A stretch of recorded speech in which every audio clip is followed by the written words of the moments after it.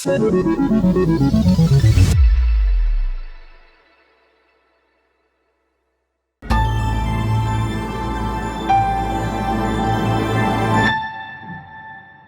friends, I'm Les Mood, your host. Welcome to the Destination for Innovation series, a partnership between the City of Bakersfield and GreenTech Network. Today we have a very special guest, Angel Cottrell. Welcome to the show. Hi Les, thanks so much for having me. So, would you be able to share a little bit about yourself and maybe something the world doesn't know about you? Wow, way to get us off with a bang. I actually have lived in 5 states and 10 cities. I'm not originally from Bakersfield. I'm originally from Louisville, Kentucky. Wow, that is impressive. No wonder you have such a diverse background and experience. That's really nice. So where would you say your journey began before you're here in terms of what you're doing now? Well, like many youth, I had a Kool-Aid stand growing up, and at that point in time, I didn't realize that that was part of having an entrepreneurial activity. I don't even know if the word entrepreneurship was being thrown around in the world. But I actually opened my first business in 1997 in Santa Barbara, and even then, I would describe myself of, I just work at a nonprofit, and I was the person that actually had opened that. When I'd finally exited my business, I was in the middle of investing in my own education, because I believe education is the most powerful investment that you can make in yourself. And at that time, I came across an organization in Santa Barbara called Women's Economic Ventures, and so began my new journey of working with entrepreneurs.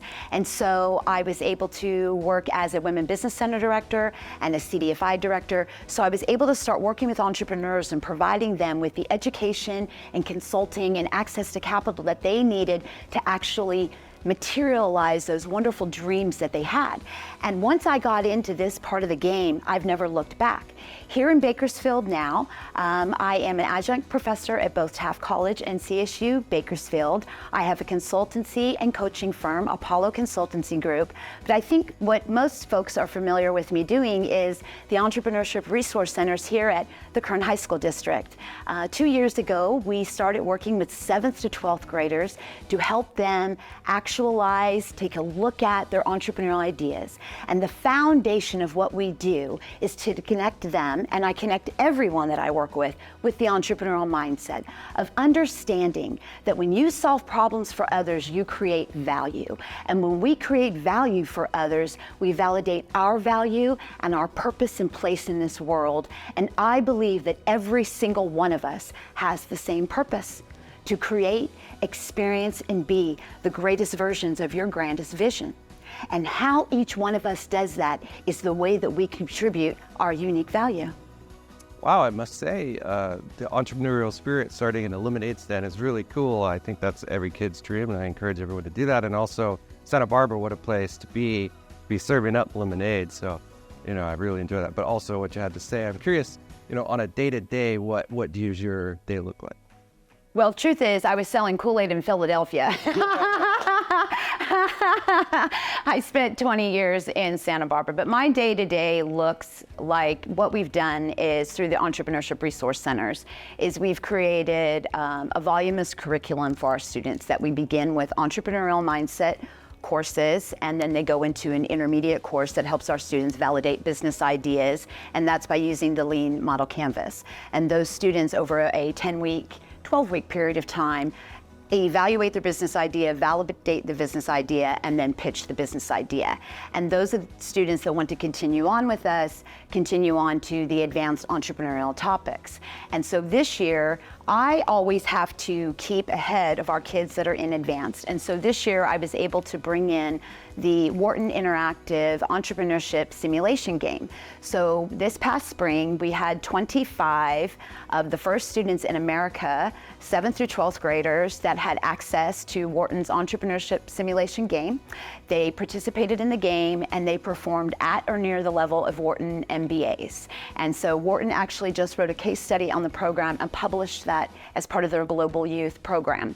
And so what we do is engage students from all over the county that have an entrepreneurial idea, have them actually foster that entrepreneurial mindset and take them through the journey as we do with all of the adults that we're working with, that we're helping with in our community as well. And it's just one of the funnest things that I've ever done in my life. Well, sometimes things aren't fun and we have some struggles, right? Can you share some struggles, but maybe the fun part of it is the triumph associated with it? You can share with us. When you had done this question, I really thought about this in terms of struggles. And I think the biggest struggle that I've had throughout my life is not believing in myself and not having enough faith in myself and not trusting my decisions. I am a very passionate person. I lead with my heart, which means I put my heart out there. And as I share with everyone, a creative endeavor, no matter what it is, particularly entrepreneurial endeavors, that is sharing your vulnerability because it's from your heart. That's your passion that drives that and your love that drives that. So one of the things that I also have to remember when you put things out in the world is sometimes you have to shelter your heart. And this is something that I work on with our students and I work on also with adults. Because sometimes when we share our big, bold dreams with folks, they are not in alignment with that. Or maybe your big, bold dream scares them to death. It's not something that they want to be able to do. And suddenly those fears and or criticisms become projected within your idea.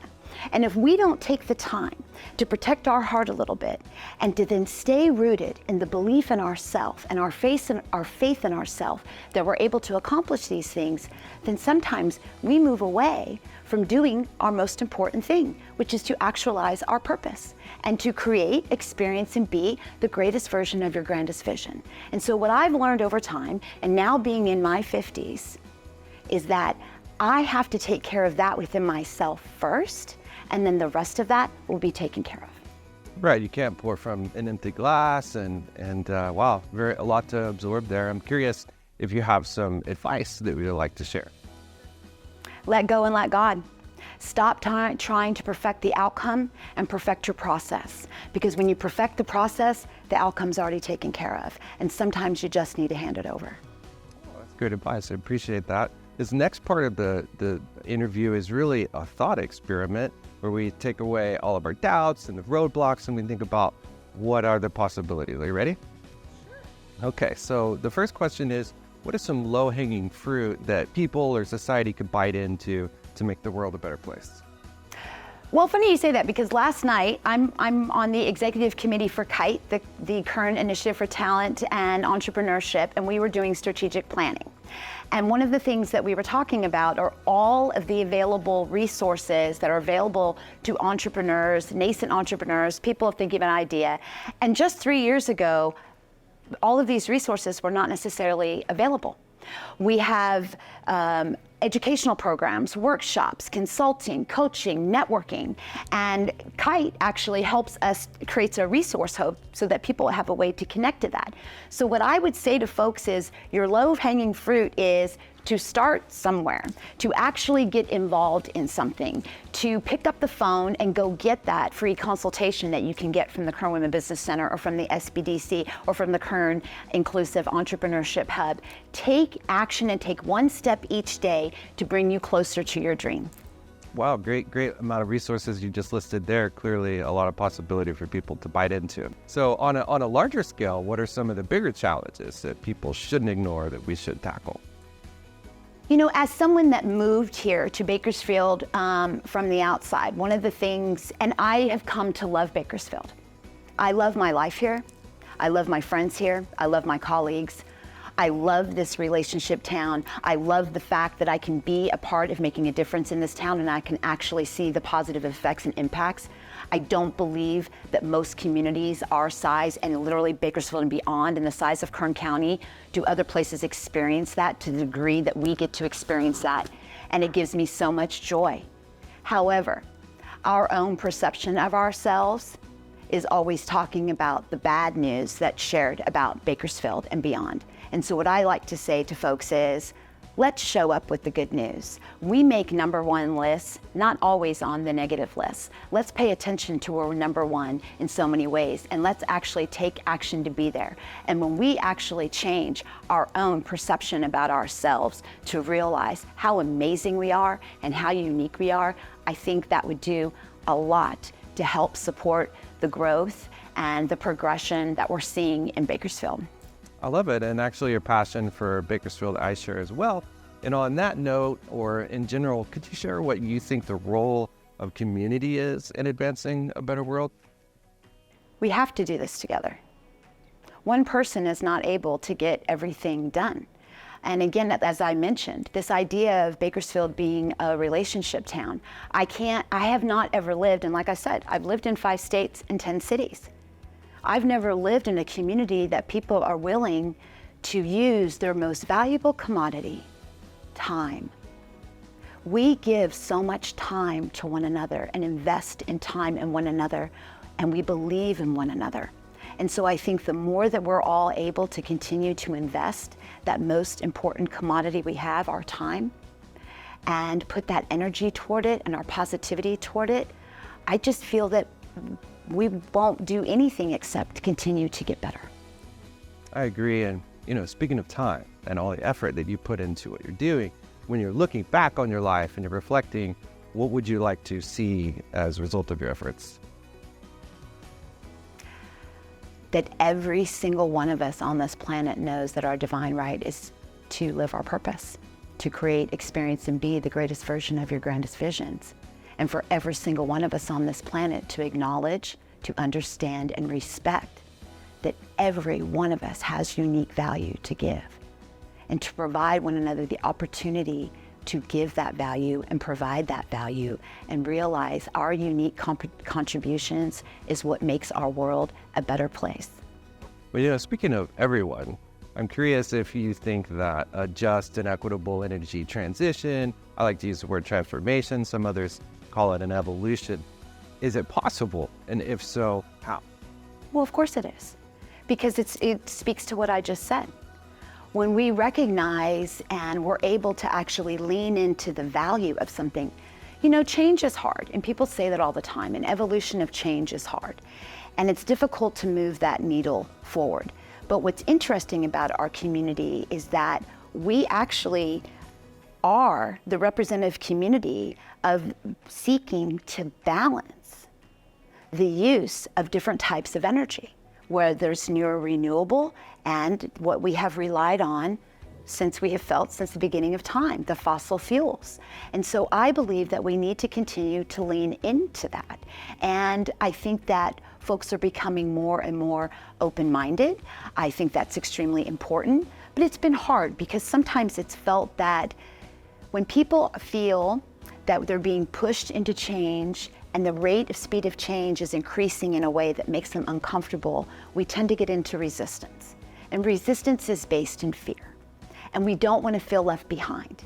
And what I would say to folks is that I do believe that our community is coming together as a way to ensure that no one is left behind, and that we all have access to the resources that we all need to live a fruitful life and to create a wonderful livelihood. That's one of the things that people also talk about Bakersfield and the reason that people stay here.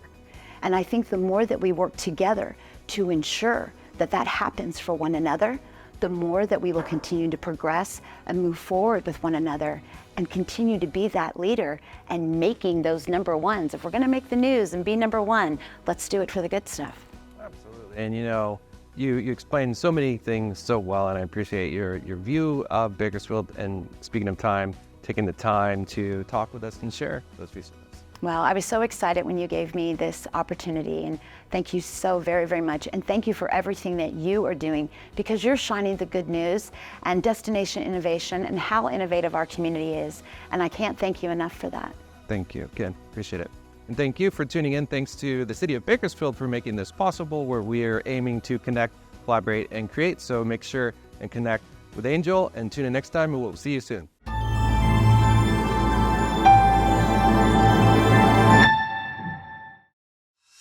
Thank you.